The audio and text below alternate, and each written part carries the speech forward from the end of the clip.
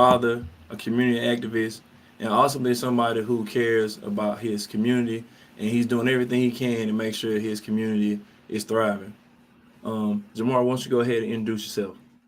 Hello, everyone. My name is Jamar Red. I'm from Chester, Pennsylvania. I'm married, father of three, with an angel. Um, my beautiful wife, Jonetta Red. I hope she has a moment to actually watch and listen. I know she's at work. My two kids, Ramaj, he's at work. Ramaj, Jew had a dental appointment today. Hey, I know I'm mentioning it, but I'm being personal and specific because I love them and I'm thankful that they give me the opportunity to do stuff like this.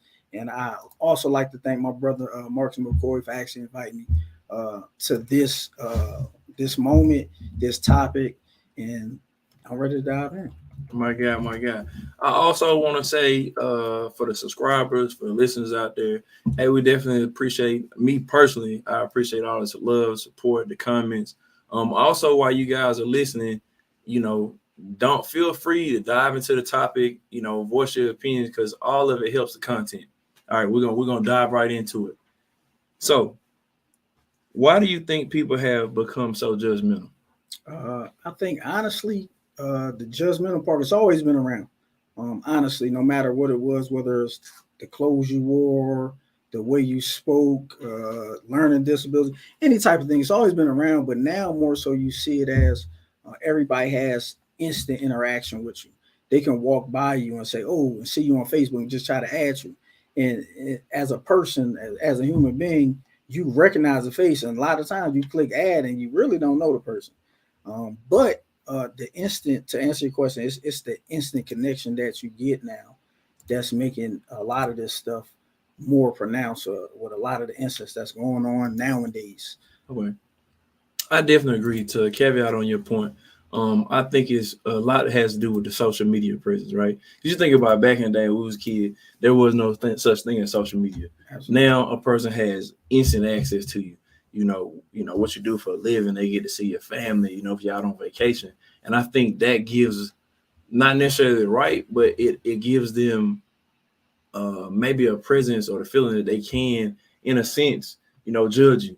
Um, I'm not necessarily saying it's right or wrong, but because they have that instant access, like you said, um, and I think that hurts. Part of the judgmental part is too. I think that we don't have as the personal relationships are not the same.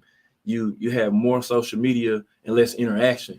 So I can look at you on social media and I can make my own preconceived notion of judgment about you instead of actually knowing you. But what I see you do, my perception is my reality, so to speak.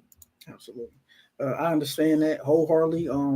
But again, with social media, you only see what that person allows you to see. Like for me, looking on social media, it might show that I'm wholesome, but when I shut that camera off, I could be an abuser or alcoholic or someone that's addicted to drugs. I mean, not saying that I'm any of those. I'm saying people don't allow you to see what you see. Right. And you absolutely you see folks that's travel, folks that go to parties every weekend. It's different snapshots that people allow you to see. But that personal relationship or that face to face can supersede what someone sees on Facebook, or Twitter or whatever those social media. I stopped at Facebook, so You say you stopped I at stopped at Facebook. Facebook, man. We can hang it up, man. If I ain't got you on that, I probably ain't gonna get you unless you Yeah, got my number, yeah. He's not. Yeah, but listen out. He's not a social media guy. That's at not. all. That's not it. He doesn't like that. But this is my brother. We talk almost every day. And he knows, he sees me. He does. I'm not rowdy. I'm not someone that cuss. Party goer. Do I go to events? Absolutely. I think that's important to building bonds with brothers, sisters. Whether you outside of the world or you in the church, I think you can have a wholesome time together without all that extra stuff. Um, but that's all we talking about the judgmental stuff. We got judgmental folks in church. We got judgmental folks Oh man, on the street. he about to hit We a got nerve. we He got about to we got do. judgmental folks everywhere. No matter where you at, if you famous, it doesn't matter. You're gonna have someone judging you no matter what you do in your life.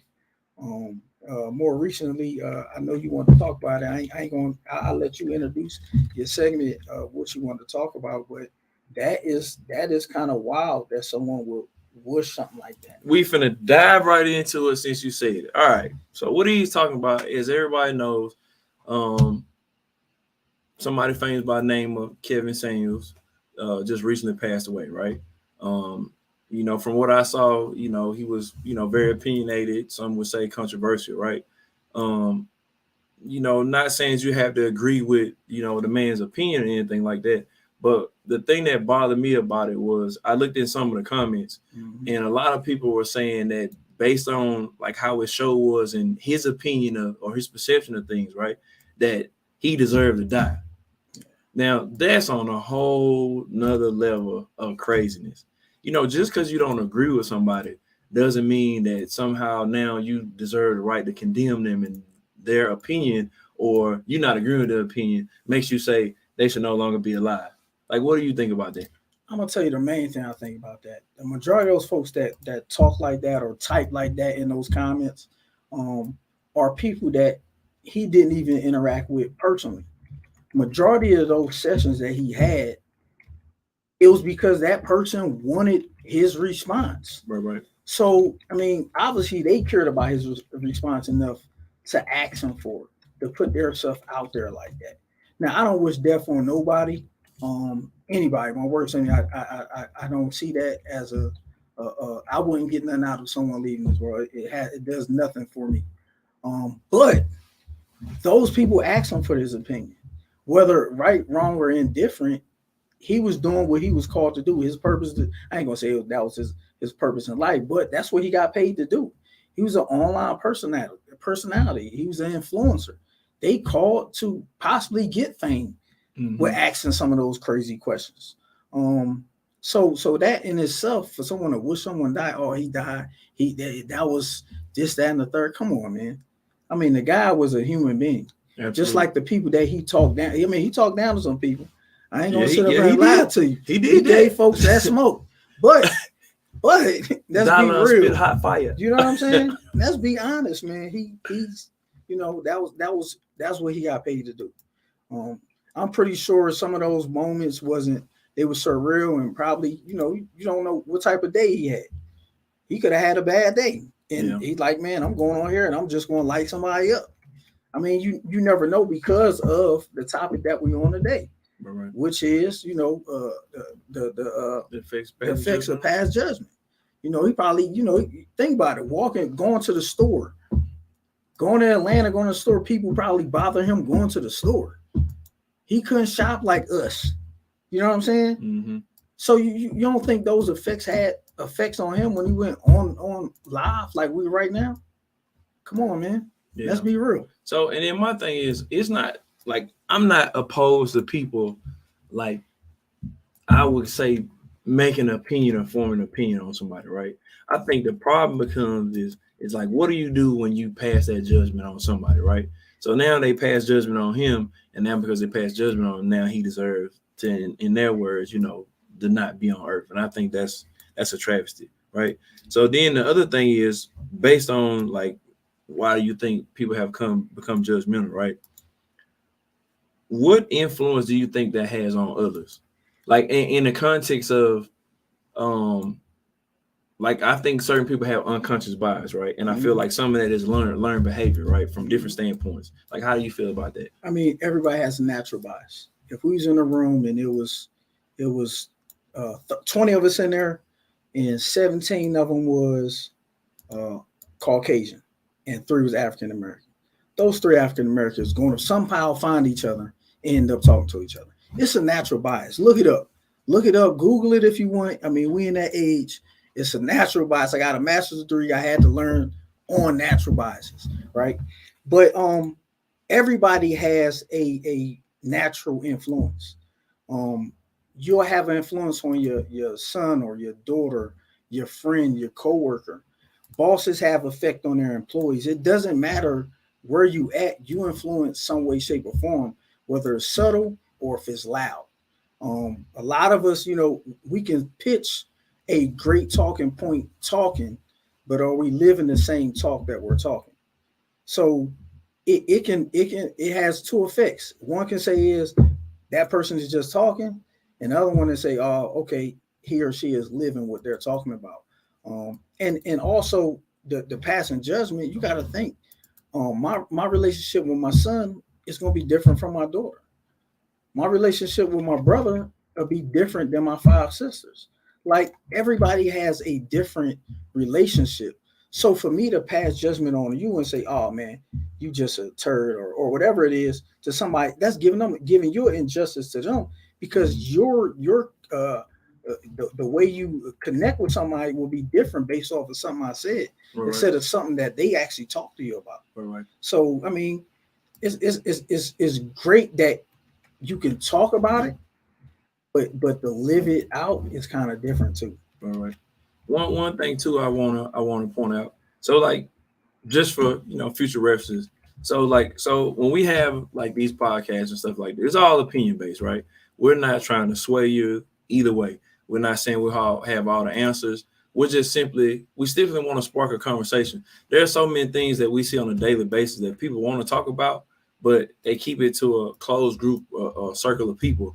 And some of these conversations need to be had out loud amongst a larger group of people. So, I don't want you guys to think that, like when we had a conversation again, that we have all the answer. We're saying, oh, yeah, this is the right way to do it, or our opinion is the only opinion.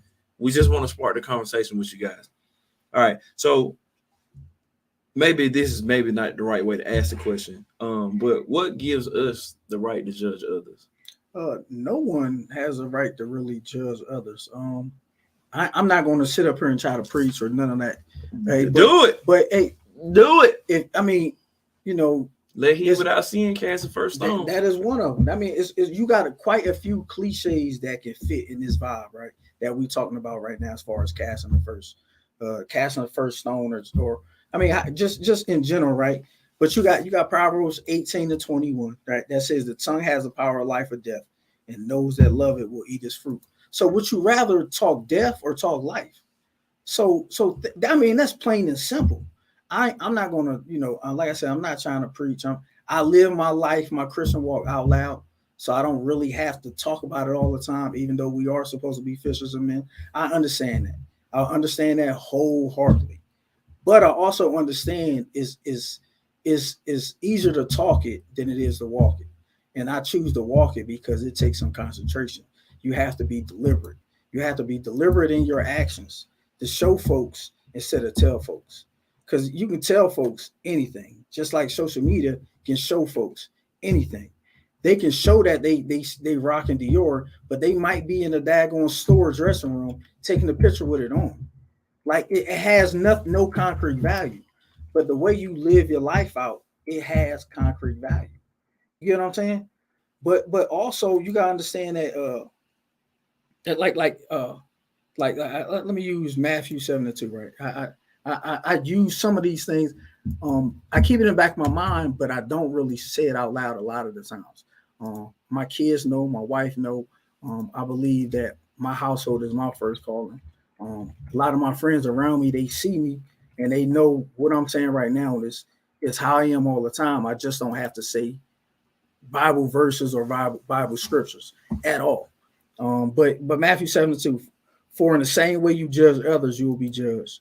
In the same measure you use it, you will be measured to you. It's basically saying that if you want to judge someone, you should expect that same judgment on you. Because we all have our own vices, whether it's alcoholism, addicted to porn, drugs, spending habits. We all have different vices. Mm-hmm. So, and not one sin is greater than the next. So I try personally for me, and my man Marcus will tell you, I try not to talk bad about folks. Is it a work in progress? Absolutely. That's with any and everything. All those things I mentioned, alcoholism, sex, all that stuff, it falls under the same umbrella. That it's a work in process because none of us is perfect. None of it is exempt from life. Bad situations can make worse situations worse. Absolutely. So it happens, But man, I love life. I love the dude that's next to me, man. I love you too. I love the topic that we on, man. I mean, hopefully folks, a lot of folks, I hope that they viewing it. The folks that know me, they viewing it. They probably can attest to it. I hope they comment and I hope they tune in and to your future broadcast, man, because this is a brother. positive movement, man. And My God, let's go. my God. Let's go. And I hope that people, they really get something out of it, because like I said, there's a lot of conversations that need to be had. For some reason, we just live in a day and age where everybody feels like they need to voice their opinion or have an opinion on somebody's life, and but they've never walked a mile in that person's shoes. Absolutely. But for some reason, they just seem like, what? Well, and a lot of it is, quote unquote, is hate. At the end of the day, a lot of it is people hate or they dislike what they don't understand. We pass judgment on people not knowing their situation, not knowing what they're going through, and sometimes we'll pass that judgment. We don't even take the time to just simply ask, "Hey, like, what's going on with you?" Especially like when you see people do stuff out of character that they don't normally do on a day-to-day basis. Absolutely. So that's like a clear sign, like, you know what, that dude has something going on, or she has something going on. But I don't know if it's a generational thing or it's the time, but we don't take the time to just check on each other and just make sure we're good. We rather pass a judgment than just be like, hey man, let me just see how you're doing and see what's going on. And maybe that conversation will enlighten that person. You'll see why they're acting that way, or they went this way, or they strayed from the path. You know what? I agree with that. Hey, I'm from Chester, Pennsylvania. I'm from one of the flyest projects hoods in that city, right? And I say that to say this. Passing judgment, man, you got to think, man. You grew up in an ideal situation too, right? Mm-hmm. You got to think, we have hood legends, hood heroes. We got all that, right? Yeah. And some of them have kids, some of them go to jail, or some of them has passed, right? And they have kids, and they growing up, and they have an incident. Oh, you're gonna be just like your dad. That right there, that garners effects on their mind as well. Mm-hmm. We gotta stop doing that. All right. We gotta lift them kids up, bro. Don't make the same choices that your father made, or your mother made, or your grandfather made. Stop casting that on them. Gotta break the cycle. And they feel like, sometimes they feel like they gotta the up the ante. No, man, it's a great life outside of where you're at. You just have to be willing to break the cycle, to get to that point. But we got guys that glorify bad, not just guys, people in general. We got people that glorify bad acts. Absolutely. Like you said, you got the hood legends, you know what I'm saying? The street legends. And growing up, a lot of people look up to those people, and like, oh man, you want to be like this, you want to be like this guy. But that's, but then at the same time, on the same judgment level, right? But the smart, the quote unquote nerdy people, they get picked on, they're bullied. Absolutely. Nobody wants to hang around them, but the class clown, the guy who gets in trouble, or vice versa, the female who gets in trouble, they're cool. And you know what I'm saying? They got all the clout and the glory in the world, but then the person who's smart and doing the thing they're supposed to be doing education from an education standpoint, they're the black sheep. They missing out on all the support and everything. Which is like, it's crazy. It's asinine. It's a shame that we're at that. Yeah. You got to think about it, man. Let's lift up who we need to lift up instead of down talking someone. Yeah. If they made a mistake, if they had an incident, let it be a learning lesson, not a mistake. Don't allow it to become a habit, because we are creatures of habit. Humans, we are creatures of habit. I give you typically when you wake up in the morning, if you wake up every day, you wake up around the same time frame. First act you do is probably go to the bathroom. Your body is on a cycle. We're creatures of habit. Rain, sleet, hell, or snow, we're creatures of habit. So I don't know if that answered the question. Yeah, you're doing your thing. You're doing your thing. So we're gonna go to the comments. We have a comment from Courtney Moulton, and she asked the question: how can a person overcome church people who have passed judgment on them? Oh man, I'm gonna give this to my brother right here. Hey, honestly, what was the name again? Courtney Moulton. Courtney, honestly, hey, your relationship with God is your relationship with God. You can't be worried about what someone else has, what they say, what they've done. And if that is the case and you can't get past that, find another church. I mean, get in the word yourself, have a personal relationship. Find a two or more. That's all you need, honestly. But is it great to build relationships in a church? Because I say 8 out of 10. I ain't gonna go as far as say 9 out of 10. I say 8 out of 10, or you can create a wholesome relationship with someone that's in the church. Because I mean, you shouldn't have to make every mistake by yourself, right? And why not have some good godly advice from someone that you think, like me personally, right? I'm on this podcast. Most folks, if they in the comments, they know I like being in the background. I'm not the one that's in the front. But I am a motivator. I am an influencer. I love that to create a next man up opportunity for the person that's in backing me, because you should be training someone to replace you, no matter where you at, whether you're in the military, McDonald's, Burger King, at the airport. It doesn't matter where you at. You should be training someone to replace you, because you know life isn't guaranteed. But to get right back to your point, find another church. You can dismiss them. You can go back to them and have that conversation with them and say, why was it I had that? Why? What about me made you have that opinion? And let them get it off their chest, because 9 times out of 10 you can diffuse it right then and there by having a simple conversation. And on another note, it's in the same context of what my brother was talking about, from a judgmental standpoint. You can't allow others judging you to stop you from what you're already destined to do. Absolutely. And I'm just talking about like in life in general, not just church, not just relationships, all that type of stuff. Because you gotta think, right? Even in this moment right now, right? We are being judged right now. Yep. For whatever, whether it's in my past, I did a lot of things. I done been kicked out of school. Yeah, I done had to go to Votech school. I done had to go to night school. I had to go to like little prison, reform type things. Like I had to do some things, but now look at me. I'm the youngest of my mom kids. I have a master's degree. I'm retired from the military. I didn't let a lot of things that was pronounced on my life affect where I'm at right now. Absolutely. People said me and my wife marriage won't last. Man, we 20 years married.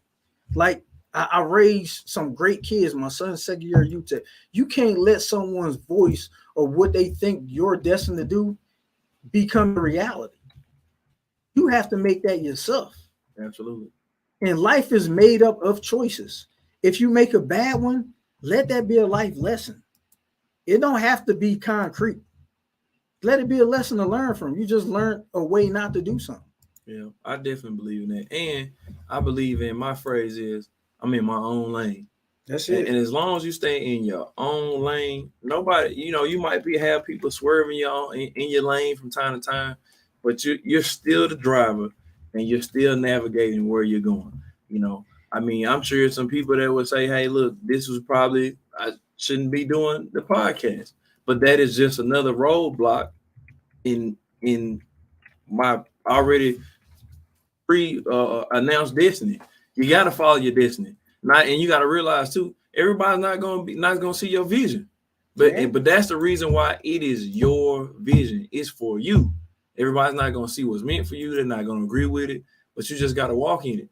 And that's just the bottom line. You can't allow outside forces to control and dictate what you're gonna do. Like prime example. So I think it was about a week ago, I hosted a fashion show. So shout out to Fly Events Promotion. It was a great event, right? Now, anybody who knows me, hey, that's not my lane. I'm far from, like a fashion show host kind of guy, right? But I did it, right? I just stepped out on something different.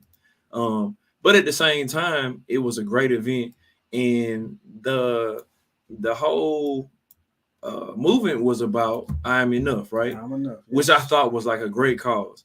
So how many times, and it's still on judgment, right? How many times do people go through a life thinking, man, or wondering, am I enough, right? Well, you got to know that you are enough, right? Because at the end of the day, the good Lord puts you here for a purpose, right? And not to get all, spiritual on you, but at the end of the day, you are enough. And as long as you're here, we're all going to be on this journey together on this thing we call life. If you have breath, you have fight in you. Absolutely. Hey, but you can't tell him he wasn't part of the fashion show. Look at him right now. That one look smooth, boy. Look at him. Some of that coke. Look, 45. man, I ain't mad at him, bro. I ain't mad at him at all. Hey, look, I got this saying right. I gotta say it because it's funny. So, hey, whenever I put these glasses on, right, I'm on my Malcolm X by any means necessary. All right, man, let me shout out. Hey, hold on, let me give a quick shout out because I know my mama is watching. Let me shout out my mama, Sarah Starks. Hey, all the way from Jackson, Mississippi. I love you, baby. All right, back on Taz. So, how do we break down the barriers of judgment from a negative standpoint? Honestly, you gotta kind of shy away from the negative stuff. Like me, it take you one time to cross me. It really does. I can shut you off. This man will test you. I can cut you off quick. It don't matter who you is. It don't matter who you is, right? But sometimes you have to be humble to recognize someone was just in a moment. Because like I said, some bad situations make worse situations worse. Like it just happens because life happens.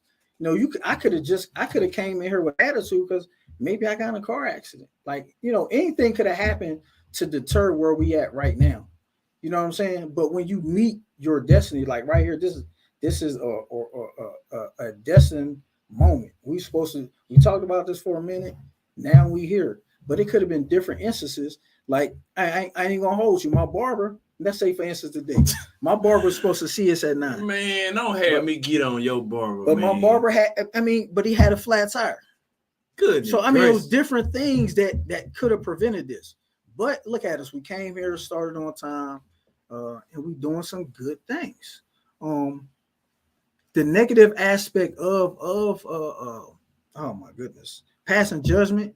Literally, you gotta have that discernment to whether to know if it's bad or not.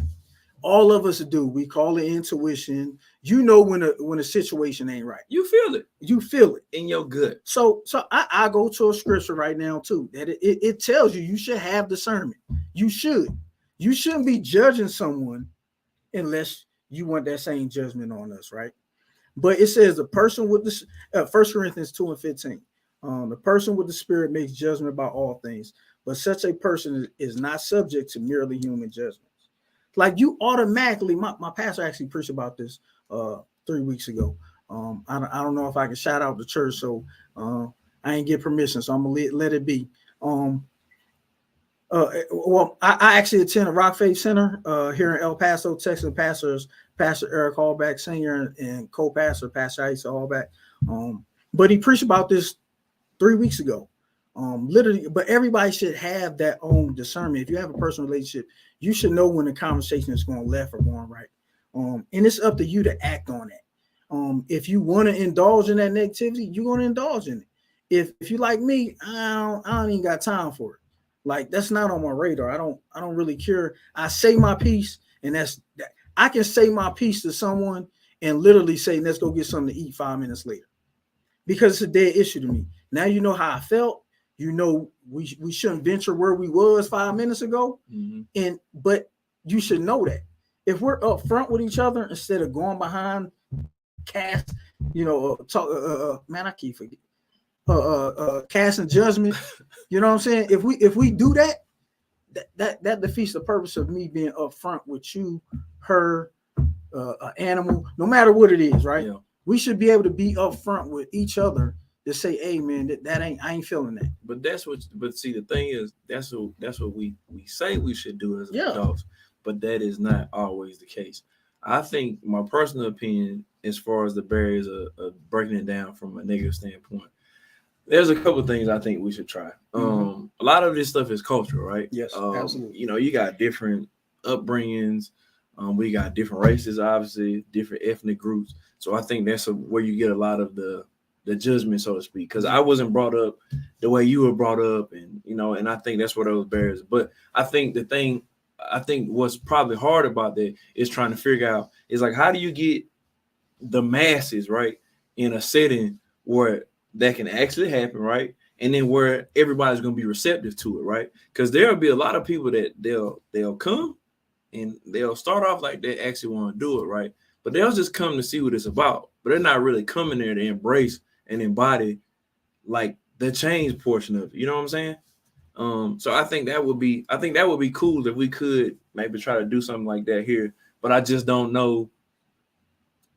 I'm not saying that nothing would change, but I'm just trying to see what kind of platform that will require and what kind of participation we could actually get, because I think it's needed. I mean, we're like what percent are we in El Paso? Man, it's like what 3.4 or something like Yeah, that. I think we're less than that. We're like really small. No, it ain't. Yeah, it's like 3.4% African American. Like About Yeah. 4.5. About Yeah. 4.5. Okay, so yeah, we're really minority for real. Minority for real. Yeah, this is the only place I've ever been in my life, besides when I was like overseas, where we're like really and truly Yeah, absolutely. the minority. And you really don't see nobody like us nowhere in high places in El Paso.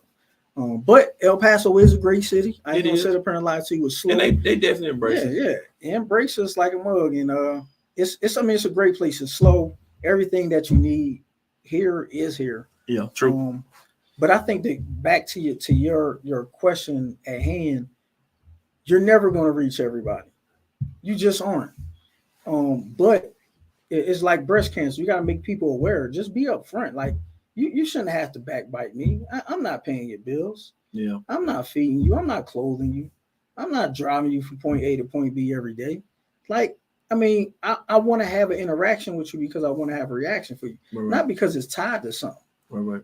Like we should be friends first off. Yeah. If that is, if it's mutual, because friendship is both ways. Absolutely. And you and I both know friendship should cost you something. Yeah. Whether it's time, whatever it may be, right? But you're never going to reach everyone, simply put. Right. But you can make them aware of where you stand. Right. And because where you stand and where I stand might be different from where my wife stands or where my son stands. Like we all have different boundaries, different barriers that we allow people to cross or we won't allow people to cross. But casting judgment, you should have that inner self to understand if it's negative. Because I ain't gonna lie to you. If I hand it over, if I'm gonna say let me use my sisters, right? Let's say if all my sisters gave my brother $40, right, and he ain't paying back, why am I gonna give him $40 too? I'm just saying, but everybody's interaction with everyone is different. Mm-hmm. I might give him the $40 and he might pay me back. Everybody is different. The connection is different. It's about the relationship. It is. Let's go. I see we got some more comments. Can you go to the comments? What we got? Yes, we have a comment from Senior Kennard. He stated, "You can judge, just don't be hypocritical." Oh yeah, absolutely. Oh man, I feel that. Let he without seeing cast the first down again. Yeah, but that's your actions got to match what you're saying. That's the hypocritical part. Right. You can't sit up here and just talk bad about an alcoholic that's standing outside the liquor store and you coming out with a box full of liquor. Yeah. It makes no sense. We also have a comment from Elizabeth Ramirez. She stated, "Y'all mentioned it's generation to be judgmental. So how do we teach our children to not become judgmental? Example, those children who are mixed and may be bullied and judged for being Hispanic and Black." Oh man! Oh my goodness! This is perfect. Check this out. Check this out. Put it on me, baby. Look, I ain't gonna lie. It's perfect because I'm mixed. My dad is Puerto Rican. I mean, look at my hair. I mean, I don't know if you can see it. I got good hair. Look, you see it. I got good hair. Lay down. Yeah, you see it. And I also throw in the fact that I did have a special needs kid, son that passed away, baby Mark, right? And I remember one instance when my son was, I want to say he was 4, and he was going to elementary school, and he said, I don't want my brother going to school because the people will talk bad about him because he's in a wheelchair and he had different disabilities. That hurt in my heart, right? But at the same time, like my kids, they grew up in a household with a special needs kid that everybody that came in contact with him, they loved him. It was a great thing. It was a great thing. You might hear stuff outside the walls, but what's in the walls is what really matters the most. But you do get those people that talk bad about mixed relationships and mixed kids and different forms of disability, the you have to teach your kids that we all have the same organs. We all have, I mean, we all got the same blood, but the different blood types. Like we all got to breathe the same air. Like we're all human beings to an extent. Do some people have different advantages? Absolutely. But whether it might be cultural, financial, environmental, it's different advantages. That's a fact. But that don't mean you gotta rest where you're born at or where your family has placed you at. You gotta want something better for yourself. Yeah. My son wants to be a doctor. He wants to be a doctor because of his son, his brother. He knew that at age 9. And we've done everything to make sure he gets to that point. So it's could it be a community effort? It could be, because the generation before us was taught, it takes a village to raise a child. But nowadays, that don't apply for us. Because if someone come out, now I'm being honest, I open book. If my kid's out there running, playing in the street, throwing football around, and a neighbor come out yelling at them, get out the street, and this, that, and the third, I'm gonna take offense to that. The generation before us would be like, I got him. Yeah. Thank you for telling them. But that's a learned behavior, but you also got to know your kids. Yeah. I take offense at the way they came at them. If they was right, they was right. But it's also the approach as well. Yeah.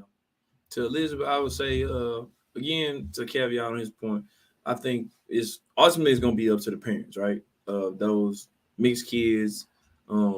One, making sure they know whatever the nationality is, both sides, getting to see the beauty in both sides of their culture, right? Because there are going to be people, that for whatever reason, and it could be just based on the fact they are mixed, they are going to throw some shade at them. They're not going to like them because they're going to be different. But, it goes back to the fact that people sometimes they just don't like what they don't understand, right? So, again, it's up to the parents. The great thing I think about El Paso in relation to that particular question is there's a lot of mixed kids here in El Paso. And embrace both cultures. Yeah. So it's advantage. You got two cultures. Yeah. Embrace it. Now, one of the things I beat myself about is not knowing Spanish. I know all the cuss words, all them words. Look, you would say that, right? I do. I mean, that's not necessarily that I call them. I say them all the time. But that's one of the things. That's why I try to make it so that my daughter is learning. She's in dual classes, Spanish and English here in El Paso, and I love that. She should want to embrace her culture. She has beautiful hair too, just like me. No shot at no shade. Got beautiful. No shade, Netta. Now you got beautiful hair. First you had good hair. Now you got beautiful. Hey man, if it was long right now, shake it. That's how you do. Shake it. Nah, but embrace both cultures. Honestly, man, you got an advantage on a lot of folks by embracing both cultures. Absolutely. You get to see both sides. Hopefully, you get to see both sides. I know a lot of instances when there is mixed kids, some families don't like the other side of the family, and it can bring up hardships between the parents if they're not together. If they co-parenting, that can add an extra layer of combativeness where the son or the daughter might not like the dad side because of the friction points. You see what I'm saying? Right. So it's what you teach the kids to embrace both cultures. And as a parent, you should want them to embrace both cultures because you had a kid by someone of another race. I mean, it's obviously you love him or her at some point in time where you had a kid. So embrace it, have your kids embrace it, and foster a climate of love and respect for both cultures. Next comment. In relation to that, Senior Kennard stated those kids, I guess those who are bullying other kids have issues within themselves. And I know that's a conversation for another day. Mm-hmm. We also have a comment from D. Rosario, and she asked, what do you think gives people the right to feel they have the right to judge others? What? Yeah, I'll take it. I don't think. All right, so this is like just based off my opinion. Um. Well, I started with the initially saying social media. I think like from like our age group from the late 30s, early 40s. Well, maybe not necessarily us. Maybe like 25 and probably like back. I feel like because of technology, the fact that you can have something with the click of a button, like the lack of social skills, the lack of social interaction, I feel like that gives people, along with social media again, I think that just makes them feel, I think people just feel entitled these days. I guess is what I'm trying to say. So because you feel entitled, you feel like your opinion is just so great that everybody else has to hear it, or if you feel some type of way about somebody else, they have to know that that's how you feel. If for lack of better terms, if that makes sense. Hey, what made you say? Hey, Twitter fingers turn to trigger fingers, right? Social media allows chumps to turn into champs. That's just a fact. with no repercussions, because I can say it from Kalamazoo somewhere, and I know I'll never actually run into you ever in life. Ever. So it creates a sense of I can say whatever I want, do whatever I want, because I'm never going to see that person ever. Yeah. Next question. We also have a question from our very own Curtis Smith. Curtis, my boy, what's up, baby? Do you think that people being from different backgrounds or having different principles in life make them judgmental of others? Ooh, absolutely, but I'm gonna let you go first, brother. Absolutely. I mean, we've hit that during this conversation, but just to bring it back, man, I'm from the hood myself. Marcus is from the hood, but he from the country, from like a country part. No, I'm not. I'm from the look. Let me be clear. Let me say this. So everybody automatically, I'm gonna say this and then I'm gonna let him finish his point, right? So everybody just automatically hears Mississippi, right? And they think all of Mississippi is the country. It's not. I'm from Jackson. I'm from the city. It is the capital of Mississippi. Nobody is riding horses in my city. Now, however, no disrespect to my mom's city. My mom is from, well, my mom doesn't live, she's not from a city, she's from a town. It's called Fayette, Mississippi. You can catch them in traffic with horses, right? We're from different parts. I'm from the city. It's not country. Thank you. I digress. You see how my whole dialect just changed real fast on y'all? Go ahead. But honestly, it does play a part. I mean, luckily, like I said, I had a mix. My dad is Puerto Rican. My mother is African American. Mom worked my whole life. My dad off and on. So I have different, even though I'm from the hood, luckily I did have a dual parent household. Not everybody can say they had a mom and dad in their home growing up where I grew up at. I was lucky. I mean, lucky in that sense. I can't say, everything that I taught was great. But check this out, man. I am where I'm at because I wouldn't have did it without seeing things in front of me, good, bad, or indifferent. Culture, financial stature, social media presence, all that plays an influence on how you're perceived and how you perceive others. That is just a fact in general. I'm pretty sure rich folks, they can go into Dior and have it clothes blocked off just for them to shop. If I went in Dior, they're just looking at me and expecting me to buy just a t-shirt and not a whole rack. I agree with that. I think culturally there's some things that we're just naturally born with that make us biased. Doesn't make it right, doesn't make it wrong. But that's why it's important, as a parent, like with your own kids, some of these things that are not good from a cultural standpoint, as far as being biased. You got to break that cycle with your own kids. Because I'm gonna tell you, I know I'm biased about a lot of different stuff, right? However, the difference with me is just because I'm biased about a lot of different stuff, I don't think my opinion should be voiced on everything, right? And a lot of things I keep to myself, and I don't put it on everybody else either, right? Because your life is your life. You know what I'm saying? At the end of the day. Now, this particular question is the question I've been waiting to get to the whole entire show, simply because this is, to be honest, to let you guys in on a little secret, right? When I get to my portion, this is one of the premises behind why we came up with this whole topic in the first place, because this is something that's near and dear to me. So, have you ever had any situation where you have been judged or passed judgment on, and how did that make you feel? It make you feel less of a person. I mean, this is another thing. This conversation as a whole is we're going around because we answer some of this stuff to a certain degree during the conversation. Because this to me, this is not like a panel. There's a conversation with me and you, and this stuff we talk about all the time. Do I get judged? Yeah, absolutely.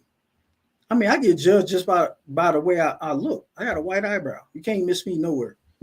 Like, you can't miss me nowhere. My man. You know what I'm saying? That's like, his trademark, though. You can't miss me nowhere. Can we trademark this? Can we trademark the eyebrow? And this is from being little. I mean, like I said, I'm from the hood. You know, growing up, I've had friends that passed away. Some are in jail right now. I mean, I still keep in contact with some people that's in jail. The issue with that is that a lot of people thought I would be a statistic too. But look at me now. I'm living a great life. I'm not so much as rich, but I'm all right. Like, being rich or having a whole bunch of money in my account, which I ain't gonna say I do, but you know, I'm comfortable. I'm comfortable in the fact that, can I get a small loan? Hey, I'm comfortable, but what I'm trying to say is, money doesn't bring me peace. It just doesn't. Seeing people around me in positions to succeed gives me peace. But the question you asked, have I been? Absolutely. Like I said, I kicked out of school a few times, had to go to night school, Votech school, all these different things that kind of hamper me. One of the things that kind of, you know, that helped me in my situation, it was I know he ain't never probably. I had a recruiter. It was a staff sergeant, Jerome Kersey. He came to my house. I promise you, no one came to my crib unless you knew me, because I had a big, giant tiger stripe bull mastiff dog named Spike. My dog got shot twice and lived through both times being shot. And I'm not bragging on that. I'm just saying the area I'm in where they can shoot a dog and really, you know what I'm saying? But what I'm saying is, he came to my house and I let him in, and he kind of talked me into joining the military, and that's what helped me. All right. I wanted something different. So the negative talk on my life didn't necessarily mean a lot to me. I just wanted something different for myself, because ultimately it's your opinion of me is just your opinion of me. I don't care about that. I don't go by assumptions. I don't go by thoughts. This is a learned behavior, though. I don't go by none of that. I go by actions. Actions is something tangible that you can look back at and say, this is what happened. Yeah. Not could have, would have, should have. It's factual. It's factual. I don't have to go by, oh, I thought you meant that. No, bro, that's what you did right there. We can't rewind the tape, but we can talk about what you just did. Oh, this text message right here says this. It happened. This is things that's happened. So, but I've had numerous times in my life, and I look back at it, I draw back at it now, because now I can get those lessons to my kids. I can get those lessons to my little from big brothers, big sisters. You know, you should want to give back. Should want to give back if you got to a place where you found your peace. Because peace is where it's at. Peace is what's going to come from you when everything comes chaotic in your life. What can you have to make you get to that point where, man, you can just mellow out? And I say that I love you, baby. I love my kids. Hey, y'all, my peace. Like, they're in position to succeed. They're going to be better than me. And I'm not saying I'm great. I'm saying they're in position to be better than me. And that's what we should be doing. Yeah. Give them that head start that a lot of us talk about behind closed doors, but don't talk about it to the masses.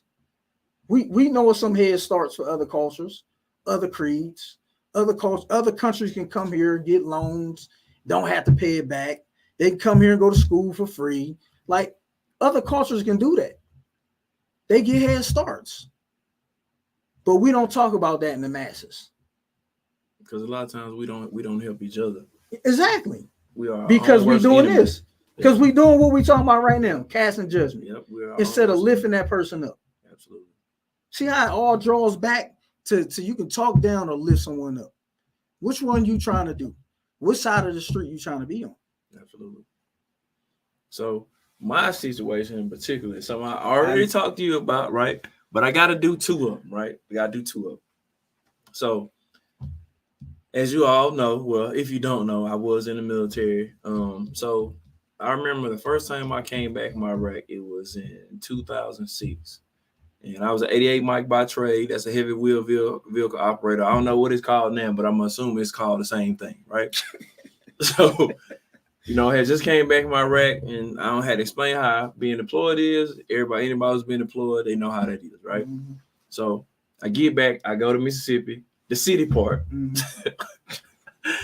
And man, I remember I'm in the elevator, right? So a lot of you guys don't know I got tattoos. You just can't see them right now because I'm in this nice suit. But I got tattoos on my forearms, right? And I remember I'm in the elevator, and I get in the elevator, and it's no disrespect to the ethnic group, but it's an older white lady, right? Mm-hmm. In the elevator. Get in the elevator, and the first thing she does is she clenches her purse. Her purse. Oh my God, man, that made me. I was more hurt than I was upset because I'm saying to myself, like, man, like if you knew, like all I had just done for you in this past year, and I can't even come to my own city where I was born and raised at without being looked at as anything less than just a man. Mm-hmm. It's like automatically because of my color of our skin, we got to be some kind of threat, right? Absolutely. Then another time I was on funeral detail in the Army. So on funeral detail, that's your only job is to do funerals when they call you. So I got my dress uniform all nice and spiffy. So I was in Fort Lewis, Washington. I think it was like a Saturday or something like that. So I had my earrings in. Yeah. Go to the counter at the funeral home. I tell this guy, I say, hey, look, we're here for, I don't remember the name of it, so I'm just going to use a made-up name, like the Johnson funeral, right? Mm-hmm. So I don't have on my uniform. Same thing. Got on tattoos. I think I might have had on a chain. I don't know. I was young. But that's not the point. So I get in there, and I tell him, and the guy, another Caucasian male, right? The guy, I tell him what I'm there for. The guy asked me, he said, you sure you're in the right place? All right. And I'm just like, oh man, like again, you know what I'm saying? And this is like a year and a half time frame apart, right? So go in the dressing room, we change, we get in a dress uniform, perform the service, right? I come back out. The guy doesn't even realize I'm the same guy he just was talking to. The guy comes out, he shakes my hand, he said, oh man, thank you for your service. Mm-hmm. And I'm like, man, dude, you just was talking to me. But it just goes to show you on the judgment level. So I felt like, so I'm respectable when I'm in uniform. Mm-hmm. I'm a man to be respected then. But if I'm just walking around and just my regular, and it wasn't nothing outrageous, we just don't come in uniform. Because they got dress rooms for. So I can be respected when I'm in uniform. But outside of that, I'm still a threat. And honestly, if y'all in this watching this, y'all, if you African American or Hispanic and you in uniform or have been in uniform, I've had that in uniform. I mean, honestly, it happens. Yeah. It doesn't matter even if you're in uniform. You're going to get those type. Well, I was in uniform too, so I'm still treat you like how I was raised to be taught to treat people that look like you. It goes back to the home. What you're teaching your kids, what you're allowing them to watch, what you're allowing them to see, what you're allowing them to hear, what you're saying out of your mouth. Like you can't say these crazy, words, and then when your kids say it at school, you say, I don't know where they heard it from. You know exactly. It starts with the foundation. You know exactly where they got that from. You know exactly where it came from. So you can just be mindful of the influence that you have inherently towards your kids or people you're around with all the time. Yeah. Now I'm finna touch another touchy subject, but I'm not gonna be. Look, let me be clear. I'm not gonna be on there long. but I just want to say it to prove a point about passing judgment on others. So as you all know right now, Roe versus Wade is a really hot topic, right? Mm-hmm. So I did an internal survey that I sent out to some people, right? Just trying to get their feedback and their opinion on it, right? And what I found is a lot of people have an opinion on it, but they just don't want to say it because they're scared and they're afraid of how other people are going to feel about them once they find out what side of the fence they are on when it comes to this particular matter, right? Which for me, I mean, I get it in a way, but I still think it's crazy because you're allowed to have your own opinion, right? But I feel like a lot of the people I've talked to, they feel like if they say, and you can obviously assume, I think it's safe to assume that a lot of these people I'm saying they're pro-choice, right? So, they don't want other people to, look down on them or judge them. And I just think that's kind of weird because, I mean, we live in a day and age where, I mean, you have the right to live your life like however you see fit. But and look, the crazy part, these are some of my voiceless friends. When I say they don't care about like saying anything, they'll say it in a heartbeat. But for this particular subject, they're just like, you know what? Like, I'll tell you, but I'm not going to tell anybody else just because of the fear of how they're going to get judged. I honestly, it's your body, your choice, your walk. You have to answer for that at some point in time in your life. Mm-hmm. I got tattoos. I've had elective surgeries. You know what I'm saying? Like, that's stuff that I had a choice of, not necessarily had to do. Now, I had some stuff, injuries where I had to have surgery, but I have some elective stuff too. Yeah, that's my choice. That's no different from a woman saying I want to do this or I want to do that. They have to be self-accountable for themselves. But people will judge you on that. Many politicians try to state either they hardcore pro-life or hardcore, their choice. Yeah, pro-choice. There's no in between. But to me, it's your life. It's just whatever you got going on. Yeah. It's whatever you got going on. Can you afford that child? You know what I'm saying? And there's so many different scenarios that play a part that don't just make it cut and dry down. What if you were raped? Yeah, I was about to say that. What if you was raped and got pregnant during that? Male or female. Males get raped too. Yeah. Yeah, they won't report it majority of the times, but both of us on both sides. Back on judgment. But they won't report it. Why? Because they're afraid of how somebody's going to view them once they find it. It's a real thing. It's a real thing. So, is there anything in particular you want to, with the topic that we had, right, that you want to leave the viewers and the listeners with before we get out of here, that you want to impart on them? I would just want to say thank y'all for listening. This was a great segment. I believe it was a great segment. Those that are viewing, I hope that you enjoyed it. I hope you got something out of it. But I will say this: instead of trying to bash someone, lift them up. And if you don't have nothing good to say, don't say nothing at all. Let them formulate their opinion on that person on their own. Let their interaction, whether it's social, whether it's physical, face to face, however you do it, even if it's on a piece of paper or through email, let them garner their own views on a specific person, a specific entity, a specific company, a specific organization. Let them get their own opinion of them. If they want to do daggone research and look at numbers because that's tangible, do that. But don't let your personal views that has been formulated by cultural, finances, what you've watched, the way you was brought up, places you've lived. Don't let that influence someone else that's coming to a situation new. All right. Thanks for the viewership. My God. I appreciate you having me on. Baby. So this is what I want to leave you with: is don't be uncomfortable in your own skin. Simple and plain. You shouldn't have to be uncomfortable in your own skin so somebody else can be comfortable in their own skin to be around you. Point blank. Period. Also, make sure you join us again next month. We got the first Monday of every month at noon. But next month we're gonna be discussing friendship and our thoughts and your thoughts and views on friendship. Until then, El Paso, it's been real.